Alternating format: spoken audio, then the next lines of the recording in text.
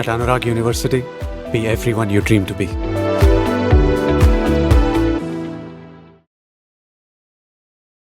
Operation Sindoor జరిగి almost 9 నెలలు గడిచినప్పటికీ ఆ యుద్ధానికి సంబంధించి సరికొత్త ప్రశ్నలు, అనుమానాలు, అభిప్రాయాలు ప్రతిరోజు కనిపిస్తూనే ఉన్నాయి.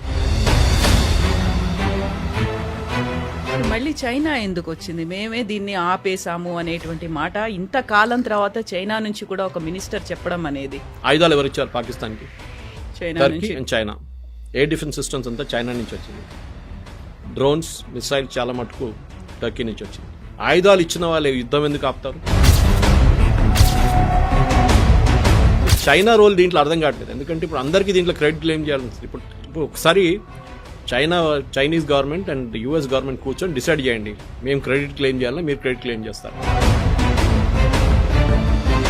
కాకపోతే మనది యుద్ధ విమానాలు కూలిపోయాయి, లేకుంటే మనకి ఇంత నష్టం జరిగింది, మనకున్నటువంటి ఫెసిలిటీస్ ఇంత డ్యామేజ్ అయ్యాయి, వీటన్నిటికీ సంబంధించి బోల్డ్ అన్ని లెక్కలైతే వినిపిస్తున్నాయి. కాబట్టి అఫీషియల్గా త్రివిధ దళాల నుంచో గవర్నమెంట్ దగ్గర నుంచో ఇప్పటిదాకా రాలేదు కదా. హీట్ సీకింగ్ అక్కడికి వెళ్ళింది అనమాట. కానీ నెక్స్ట్ టైం మనం అది యూజ్ చేయలేము, because we already expose the technology. ఇప్పుడు రాహుల్ గాంధీకి కానీ మిగతా వాళ్ళకి ఏం కావాలంటే మన ఎన్ని ఎయిర్క్రాఫ్ట్ పోయిందంటే then there is a count. కానీ రఫేల్ చాలా క్లియర్గా చెప్పారు, Dassault aviation not a single aircraft is lost. ఎందుకంటే మాకు తెలుసు. ఇదే రాహుల్ గాంధీ ఒక స్టేట్మెంట్ ఇచ్చారు, మీకు గుర్తుంటుంది, supreme court pulled him up for that. మన ఆర్మీ వాళ్ళని చైనీస్ ఆర్మీ వాళ్ళు వచ్చి తరిమి కొట్టారు అని చెప్పి. సో సుప్రీంకోర్టు ఆస్క్డ్ హిమ్, మీరు ఉన్నారా అక్కడ అని అడిగారు.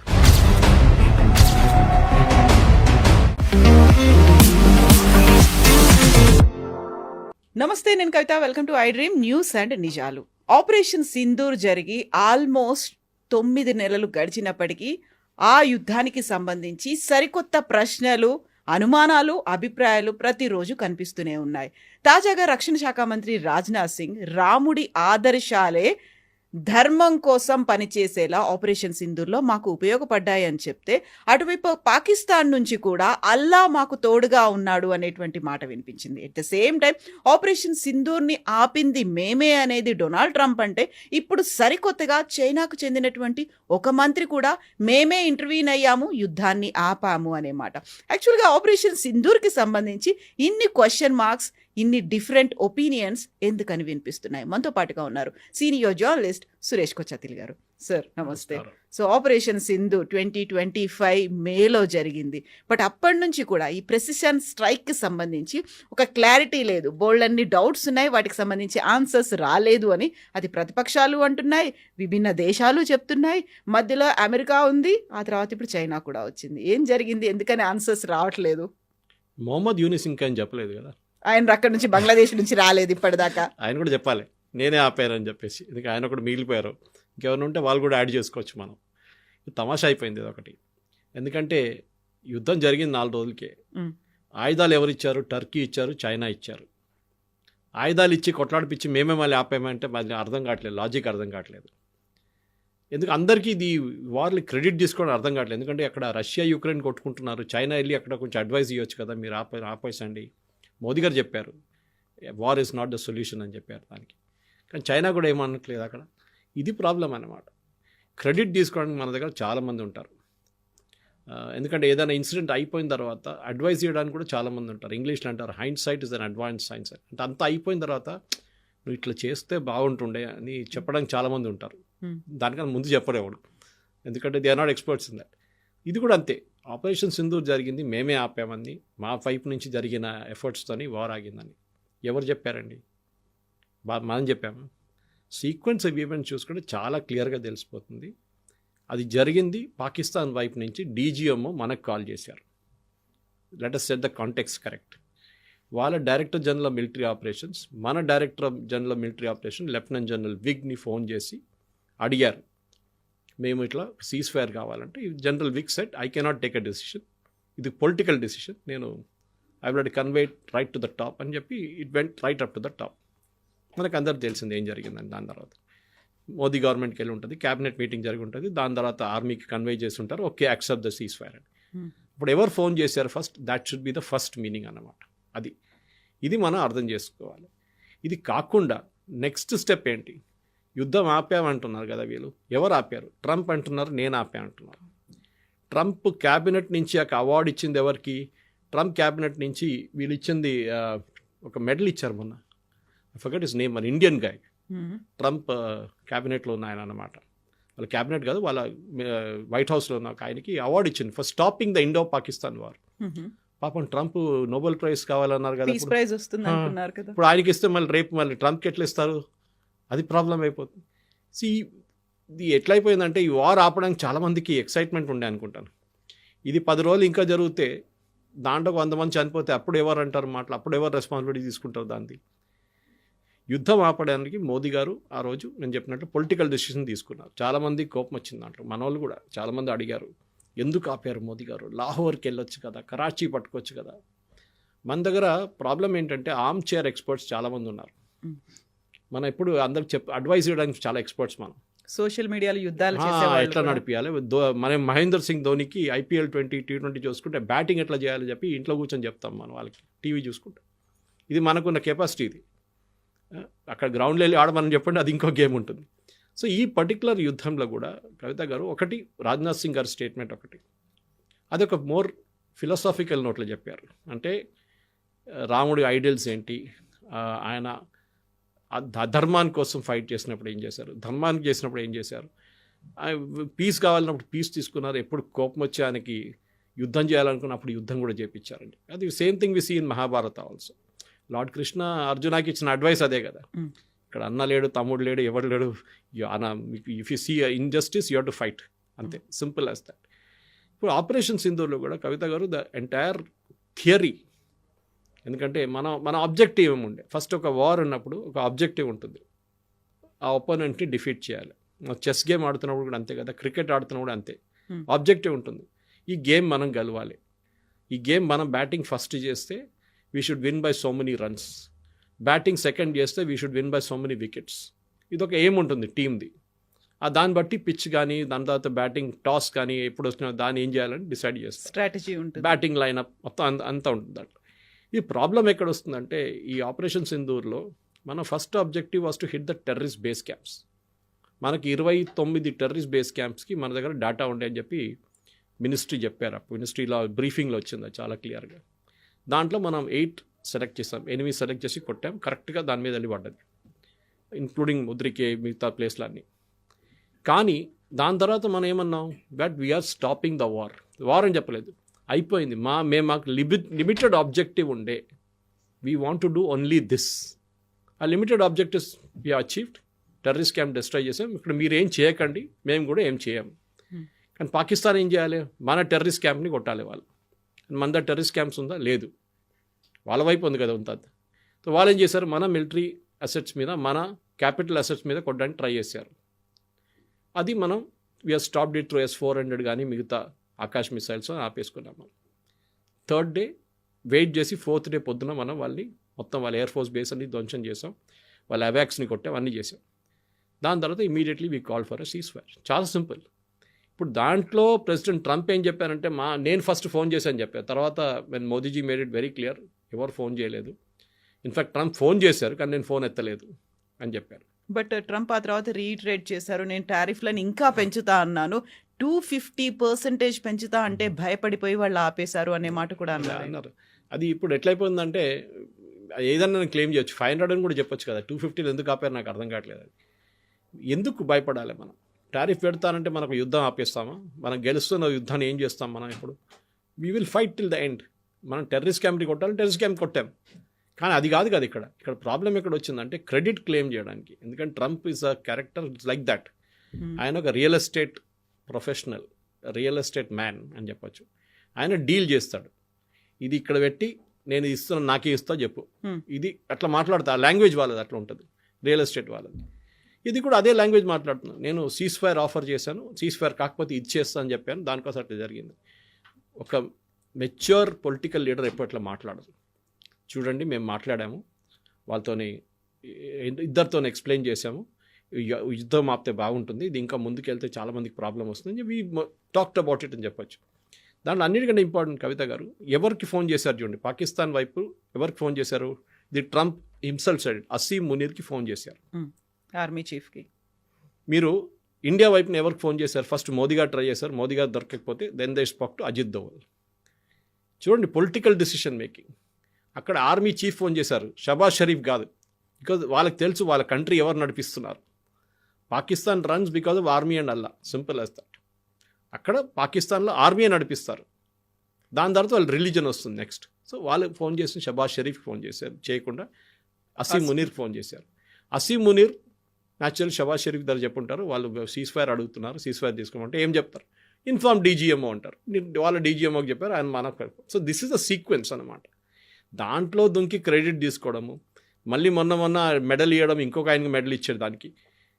దాని తర్వాత చెప్పారు కదా 7 ఎయిర్క్రాఫ్ట్లు కొట్టుపడేసాను. ఇవాళ దగ్గర ట్రంప్ చెప్పట్లేదు ఎవరు ఎయిర్క్రాఫ్ట్లు అని చెప్పేసి. రఫేల్ కూడా కూలిపోయింది అనేది కూడా ట్రంప్ కూడా చెప్పారు కదా అదే మాట. ప్రతి రఫేల్కి ఒక కీ ఉంటుంది. కీ అంటే మన నార్మల్ ఫిజికల్ కీ కాదు, ఒక డిజిటల్ కీ ఉంటుంది. కోడ్ వర్డ్స్తో. కోడ్ వర్డ్ అది అప్గ్రేడేషన్ ఆఫ్ సాఫ్ట్వేర్ కోసం. అది మనకి ఫస్ట్ సెట్ ఆఫ్ ఎయిర్క్రాఫ్ట్లు 36 ఎయిర్క్రాఫ్ట్లో Dassault aviation, that's parent company, మనకు సైన్ చేసిన కాంట్రాక్ట్లో చిన్న ఒక లోపం ఉండేది. They didn't give us a key for it. ఈ కీతోని మీరు మీ మిసైల్ సిస్టమ్ కూడా అప్గ్రేడ్ చేసుకోవచ్చు. అంటే మీ వింగ్స్ కింద ఉన్న మిసైల్ లోడ్ చేయడానికి పాడ్స్ ఉంటుంది. అది ఒక స్టాండర్డ్ పాడ్ ఉంటుంది, ఇంత లెంగ్త్ ఇంత విడ్త్ దాంట్లో పెట్టుకోవచ్చు, దాని కింద ఇంత వెయిట్ దాకా తీసుకుంటుందని. మీరు ఎక్సెస్ పెట్టలేదు కదా, వింగ్ పడిపోయి వింగే ఎరిపోతుంది. అది దానికి మార్చడానికి కూడా ఈ కీ కావాలి మనకి, సాఫ్ట్వేర్ కీ. అది మనకి ఇవ్వలేదు. కానీ అక్కడ కూర్చొని డసో ఏవియేషన్కి మన దగ్గర ఉన్న ఎయిర్క్రాఫ్ట్ ఎక్కడుందని కూడా చెప్పగలరు వాళ్ళు. మన జీపీఎస్ లాగా, just like GPS we can say where did you park your car yesterday. వాళ్ళ దగ్గర డేటా ఉంటుంది. సో డసో క్లియర్గా చెప్పారు, 1 ఎయిర్క్రాఫ్ట్ హ్యాడ్ అన్ ఇష్యూ. ఒక ఎయిర్క్రాఫ్ట్కి 19,000 ఫీట్లో ఒక ఇష్యూ ఉండే, దించి కిందకి తీసుకొచ్చారు, దాన్ని రిపేర్ చేసి second day they all flew. This is exactly air marshal Bharti చెప్పారు ప్రెస్ కాన్ఫరెన్స్లో ఆ రోజు. Next day all our pilots flew అని చెప్పారు. అది all is very important. All word is చాలా చాలా, ఎందుకంటే మీడియాలో మనం ఒకసారి మిస్ అయిపోతాం అది. కానీ all our pilots flew the next day అన్నమాట. We didn't lose a single pilot. ఎందుకంటే మన దగ్గర కవిత పాకిస్తాన్ లాగా కాదు. ఒక ఎయిర్క్రాఫ్ట్ కూలి కింద పడితే వీడియో తీసుకోవడానికి 10 మంది ఉంటారు. ఊరోళ్ళు, ఆ పక్కన ఉన్న వాళ్ళు అందరి దగ్గర మొబైల్ ఫోన్ ఉంటుంది. ఆ పైలట్కి ఏమైనా అయిందనుకొని, దానికి సపోజ్ ఈ పాస్ట్ అవే, ఆయన చనిపోతే పెద్ద ప్రాసెస్ ఉంటుంది, దానికి ఫ్యూనరల్ ఉంటుంది, స్టేట్ ఫ్యూనరల్ ఉంటుంది, అన్నీ చేస్తారు వీళ్ళు, మిలిటరీ ఆనర్స్ ఉంటుంది. మనం ఏం చూడలేదు అది. మన దాంట్లో కార్గిల్ వార్లో కూడా చూడండి, పాకిస్తాన్ వాళ్ళు వాళ్ళ చనిపోయిన సైనికులు తీసుకెళ్ళలేదు, వాళ్ళు డెడ్ బాడీ అక్కడే పట్టేసి వెళ్ళిపోయారు వాళ్ళు. No army will do it. ఒక ప్రొఫెషనల్ ఆర్మీ ఫోర్సెస్, ఆర్మీ అంటే ఆర్మ్ ఫోర్సెస్, ఎవరు వాళ్ళ సోల్జర్స్ని అక్కడ పడేశారు. లెఫ్టినెంట్ కాలియా కోసం మనం ఎన్ని రోజులు ఆయన బాడీ కోసం, వాళ్ళ టీం బాడీ కోసం మనం దేవులాడు, 45 రోజుల తర్వాత దొరికింది మనకు ఆ బాడీ. అది lieutenant Kalia was the first person to be killed in Kargil war. ఇది చాలా ఇంపార్టెంట్. సో మన దగ్గర ఉన్న ప్రొఫెషనల్ ఆర్మీ సిస్టమ్ పాకిస్తాన్లో లేదు. Pakistan army is పొలిటికలైజ్డ్.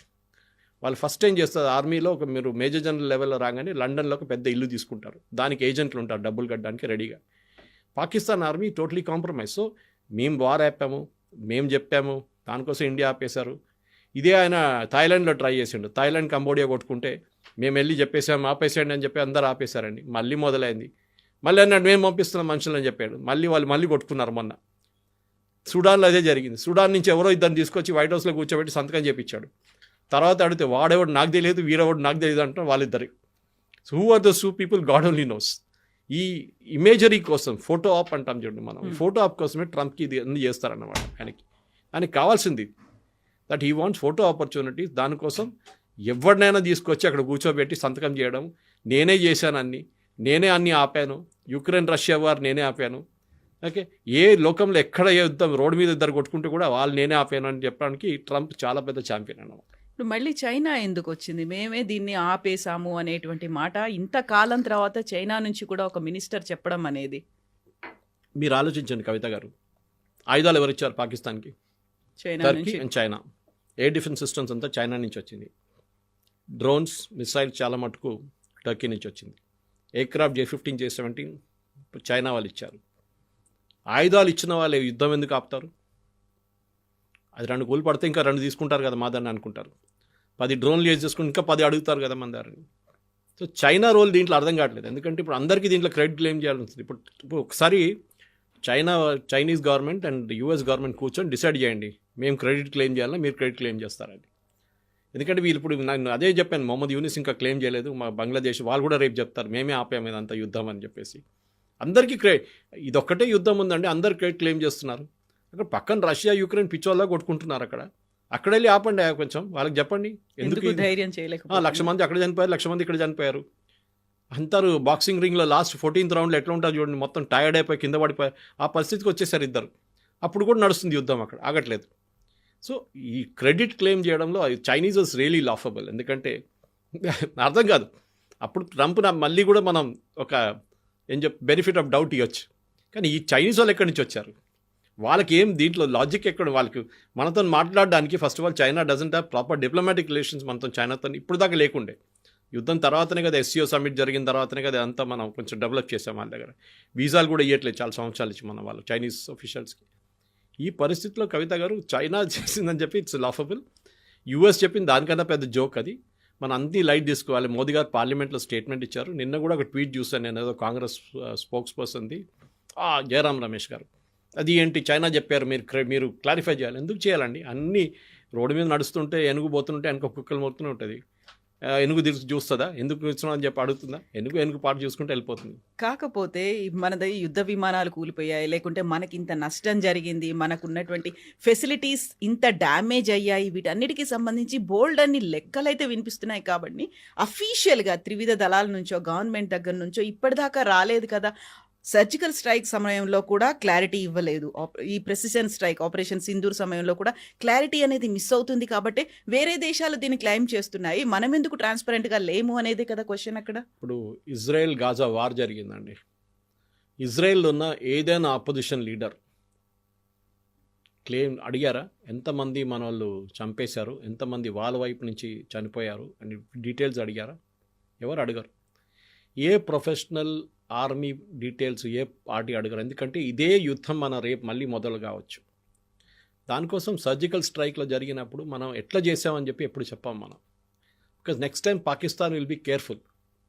ఇప్పుడు మనం రఫాల్లో మనం ఏం చేసామని మన అందరికి తెలుసు. వీ యూజ్డ్ డెకాయ్ ఎయిర్క్రాఫ్ట్ వెనుక ఇంకా చిన్నగా ఎయిర్క్రాఫ్ట్ పెట్టుకున్నాం మనం. డెకాయ్ ఉండేది. పాకిస్తాన్ పంపించిన మిసైల్స్ అంతా దీని వైపు వెళ్ళింది. ఎందుకంటే హీట్ సీకింగ్ మిసైల్ ఉంటుంది. హీట్ ఎక్కడుందో అక్కడికి వెళ్తుంది. సో ఈ హీట్ ఇంజిన్కి ఉంది, మెయిన్ రఫాల్ ఇంజిన్కి ఉంది, దీనికి కూడా ఒక చిన్న హీట్ సీకింగ్ అక్కడికి వెళ్ళింది అనమాట. అది కానీ నెక్స్ట్ టైం మనం అది యూజ్ చేయలేము. Because we already expose the technology. ఇప్పుడు రాహుల్ గాంధీకి కానీ మిగతా వాళ్ళకి ఏం కావాలంటే మన ఎన్ని ఎయిర్క్రాఫ్ట్ పోయిందంటే then there is a count. కానీ రఫాల్ చాలా క్లియర్గా చెప్పారు, Dassault aviation not a single aircraft is lost. ఎందుకంటే మాకు తెలుసు ఒక ఎయిర్క్రాఫ్ట్ పడిపోతే కూడా మా కీ డీయాక్టివేట్ అయిపోతుంది. ఎక్కడ ఏం కాలేదు, వాళ్ళ ఎయిర్క్రాఫ్ట్ అంతా బాగానే ఉంది. ఒక ఎయిర్క్రాఫ్ట్కి ప్రాబ్లం ఉండే, నేను ముందు చెప్పినట్లు. అది కాకుండా పాకిస్తాన్ అంటున్నారు మా సర్గోదా బేస్ హిట్ చేశాను, వాళ్ళ ప్రధానమంత్రి అన్నారు, వాళ్ళ ఫారెన్ మినిస్టర్ మొన్న అన్నారు దట్ మాకు మొత్తం అవాక్స్ 2 పోయినాయి మాదంట. ఎయిర్ బోల్డింగ్ వార్నింగ్ సిస్టమ్ ఎయిర్క్రాఫ్ట్, పెద్ద ఎయిర్క్రాఫ్ట్ అది 30,000 35,000 ఫీట్లో ఫ్లై అవుతుంది. అది మాకు బేస్లో పెట్టాము, రిపేర్ కోసం వచ్చింది, అది పోయింది. దాంతోపాటు వాళ్ళు రిపేర్ చేశారు, రన్వే రిపేర్ చేశారు వాళ్ళు. ఇది అన్నీ చేసింది. అది కాకుండా ముద్రికేలో మనం కొట్టింది వాళ్ళే అక్నాలెడ్జ్ చేశారు, మొత్తం ఫ్యామిలీ పోయిందని చెప్పి మసూద్ అజర్ అన్నారు. కానీ మన వాళ్ళు కాదు, యాక్సెప్ట్ చేయరు. సర్జికల్ స్ట్రైక్లో ప్రూఫ్ అడిగారు. ఎవరైనా అడుగుతారండి? ఎందుకు మరి బాలాకోట్లో స్ట్రైక్ జరిగినప్పుడు కొన్ని చెట్లు కొట్టేశారని చెప్పి రాహుల్ గాంధీ, అరవింద్ కేజ్రీవాల్ స్టేట్మెంట్ ఇచ్చారు. ఎట్లాంటి బాంబ్ యూజ్ చేశాము? Bunker buster bomb. అదే బాంబ్ హెజ్బుల్లా చీఫ్ నస్రుల్లా వ్యతిరేకంగా వాడారు ఇజ్రాయెల్. 4-5 ఫ్లోర్లు డ్రిల్ చేసుకుంటే లోపల వెళ్ళి కొడుతుంది ఆ బాంబ్. అది బయట నుంచి బిల్డింగ్ అట్లనే ఉంటుంది చూడ్డానికి, లోపల వెళ్ళి ఇంప్లోడ్ అవుతుంది అది. And we use the same bomb, striker bomb in Balakot. Proof కావాలంటే అంటే అక్కడ వెళ్ళి వీడియోలు తీసుకొని రాహుల్ గాంధీ గారి కోసం తీసుకొచ్చి మళ్ళీ ఇక్కడ చూపించాలండి. రేపు మనకి first of all we're short from the air. ఏముంటుంది షార్ట్? అదే మనకు విజిబిలిటీ ఉంటుంది, బాంబ్ వచ్చి ఉంటుంది, షార్ట్ ఉంటుంది అంతే. మనం we don't want to show. వాళ్ళు అక్నాలెడ్జ్ చేస్తున్నారు. దాని తర్వాత ఆ ఏరియా నుంచి ఈ పర్టికులర్ బాలాకోట్ అని చెప్పేది ప్లేస్లో ఒక ట్రైనింగ్ సెంటర్ ఫర్ టెర్రరిస్ట్, అందరికి తెలిసింది అది. వాళ్ళు కూడా అక్నాలెడ్జ్ చేశారు. దాని తర్వాత అక్కడి నుంచి ఒక్కడు బయటికి రాలేదు. నెక్స్ట్ 3 days వీళ్ళు శాటిలైట్ పిక్చర్స్ చూసుకున్నారు. దాని తర్వాత బిల్డింగ్ మొత్తం కొట్టుపడేశారు పాకిస్తాన్ ఆర్మీ. ఎందుకు? Because they suffered substantial damage inside. Building pillars అని పోయి ఉంటుంది. ఇది నేను చూపించాలి, ప్రూఫ్ ఇవ్వాలి, అది చేయాలంటే ఇట్స్ నాట్ పాసిబుల్. ఒక ప్రొఫెషనల్ ఒసామా బిన్ లాదెన్ చంపారండి US ఆర్మీ. సీల్స్ వాళ్ళు చేశారు అటోబాబాద్లో. దాని తర్వాత అట్ సీ బరీ చేశారు. అట్ సీ అంటే వాళ్ళు ఏం చేస్తారంటే బేసిక్లీ సింపుల్ లాంగ్వేజ్ చెప్పాలంటే పెద్ద పెద్ద రాళ్ళు కట్టేసి కాలు చేతులు కట్టేసి సముద్రంలో పడేస్తారు. వాళ్ళు బయటికే రావు. అది ఎక్కడ పడేసారు వాళ్ళకే తెలుసు. ఎందుకంటే they didn't want to make a memorial for him. వాడికి వాళ్ళ ఫ్యామిలీ వాళ్ళకి ఎవరికి ఇస్తే పెద్ద మెమోరియల్ కడతారు. మన కాశ్మీర్లో ముందు చేస్తుండే టెర్రరిస్ట్ బాడీస్ తీసుకెళ్ళి పెద్ద మెమోరియల్ కట్టుకున్నారు వాళ్ళు. తర్వాత ఇప్పుడున్న గవర్నమెంట్ అది ఇవ్వట్లేదు. వాళ్ళు అక్కడే ఎక్కడుందో అక్కడే వాళ్ళు ఫినిష్ చేసేస్తున్నారు బాడీని. ఇదే పరిస్థితి. సో ఒసామా బిన్ లాడెన్ చేసినప్పుడు ఆ యుఎస్ కాంగ్రెస్లో లేకుంటే యుఎస్ ఆపోజిషన్, అప్పుడు ఒబామా వాజ్ ద ప్రెసిడెంట్, ఈ రిపబ్లికన్ వాళ్ళు ఎవరైనా అడిగారండి ఎక్కడ చేశారు, ఎందుకు చేశారు అనేది? Nobody asked. మీ ఆర్మీ చేసినప్పుడు మీకు అడగడానికి అర్హత లేదు. They are a professional outfit. వాళ్ళని డౌట్ చేయకండి. ఇదే రాహుల్ గాంధీ ఒక స్టేట్మెంట్ ఇచ్చారు, మీకు గుర్తుంటుంది. Supreme court pulled him up for that. మన ఆర్మీ వాళ్ళని చైనీస్ ఆర్మీ వాళ్ళు వచ్చి తరిమి కొట్టారు అని చెప్పి. సో సుప్రీంకోర్టు ఆస్క్డ్ హిమ్, మీరు ఉన్నారా అక్కడ అని అడిగారు. ఎట్లాంటి స్టేట్మెంట్ చేస్తారు? వీఆర్ డిమోటివేటింగ్ ఆర్మ్ ఫోర్సెస్ అన్నారు. కరెక్ట్. వాళ్ళు కష్టపడి -30 -40 డిగ్రీస్లో పని చేస్తున్నప్పుడు మీరు పని చేయట్లేదంటే వాళ్ళకి ఎట్లా అనిపిస్తుందండి? This is where the professionalism must come in. మీరు ఒక లీడర్ ఆఫ్ అపోజిషన్ అన్నప్పుడు ఒక కొంచెం మెచ్యూరిటీ ఉండాలి మీ దాంట్లో. మీకు ఏదైనా అడగాలంటే ప్రైవేట్గా వెళ్ళి రాజ్నాథ్ సింగ్ గారు అడగండి, ఆయన బహుశా మీకు ఇవ్వచ్చు. కానీ పబ్లిక్లో ఒక ప్రెస్ కాన్ఫరెన్స్ పెట్టి లేకుంటే పార్లమెంట్లో అడిగి ఎన్ని ఎకరాఫ్ పోయింది చెప్పారు. అదే స్టేట్మెంట్ పాకిస్తాన్ టెలివిజన్లో రిపీట్ చేస్తున్నారు.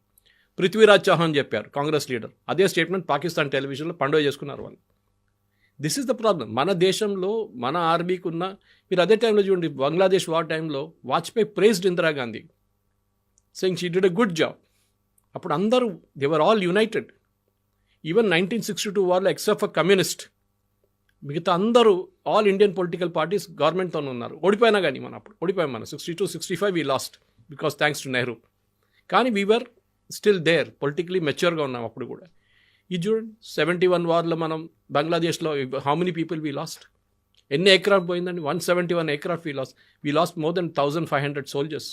IPKF operation, Indian piece keeping force అని చెప్పి శ్రీలంకకు పంపించిన ఆపరేషన్లో రాజీవ్ గాంధీ టైంలో 3400 మంది చనిపోయారు. దాంట్లో 300 మంది సికింద్రాబాద్ నుంచి, బొలారం ఏరియా నుంచి ఆర్మీ వాళ్ళు యూనిట్. అడిగామా మన అప్పుడు ఎందుకు జరిగింది ఏంటది? నో, అది that was the reason. Political decision తీసుకున్నారు ఆ టైంలో. That's a period. అది కరెక్టా తప్ప అనేది then we can decide that later. కానీ ఆపరేషన్